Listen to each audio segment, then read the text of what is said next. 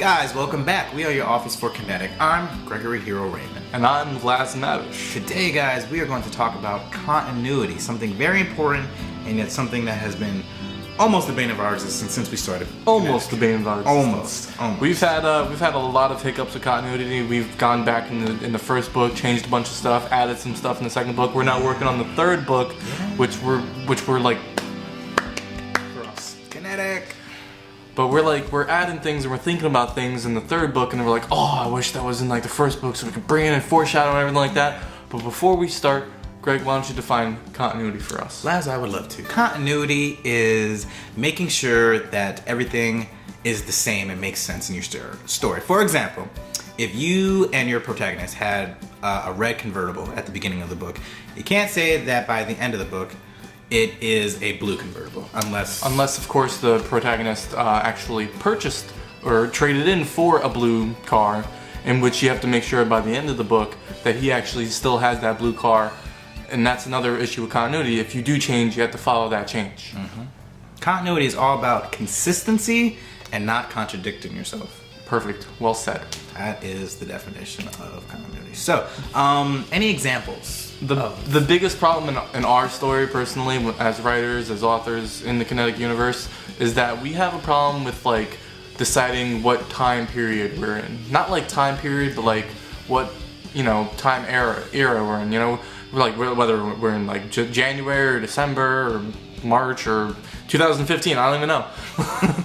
But like we keep on going back and having to like count, how many months go by in each scene and everything like that, and try to make it make sense. Right. Because we don't want to be in the middle of July and all of a sudden there's a snowstorm in like North Carolina. Like who knows? Yeah, we've had some troubles with it. Making sure that chronologically Kinetic makes sense. If they started this journey, how many months and how many years has it been by time book 3 comes about? Exactly. So we want to make sure that we don't contradict ourselves saying that it's only been 2 years when in the last book we've said it's already been 4 years. Yeah. So continuity is a huge thing in storytelling. At the same time, don't read Kinetic for that.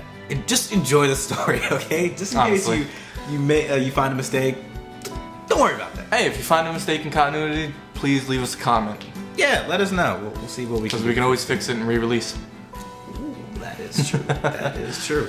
Let's see. I'm trying to think of if there are any other examples. I think besides that, when it comes to like detailed, I think we've been pretty good. Well, a little bit of advice for some people that are worried about continuity. If you plan on doing a trilogy or a series of books, however many you'd like to do, my suggestion is write them all out before you decide to publish them. Yeah. Write them all out, get them all out of the way, figure out how you're going to connect them all. That way all your continuity is perfectly fine. Mm-hmm. It's all sound. And then if you need to add something in the 7th book, then you can go back to the 2nd and add the foreshadow for it and make for a better series, not just the individual books. That's right. So I would suggest, any authors or anything that anybody wants advice is to write out your whole series. And then you can release them one by one and, and hopefully if you're as good as we are, you can rake in the money. There were times where now that we're on the 3rd book, we see a lot of room for character development, but we just don't want to like shove it down your throat to the 3rd book. So Laz and I, we made the decision, we have to go back and we have to add that foreshadow so it makes sense by the time the 3rd book comes around. So we are going to re-release Kinetic the First Alliance. Look for it. It's going to be director's cut. Yeah, that is right. All I can say, one word, boomer. You don't know what it means yet. You don't know what it means. You might just know. Or the origin of Zanaku and the Myriad. That would be a good time.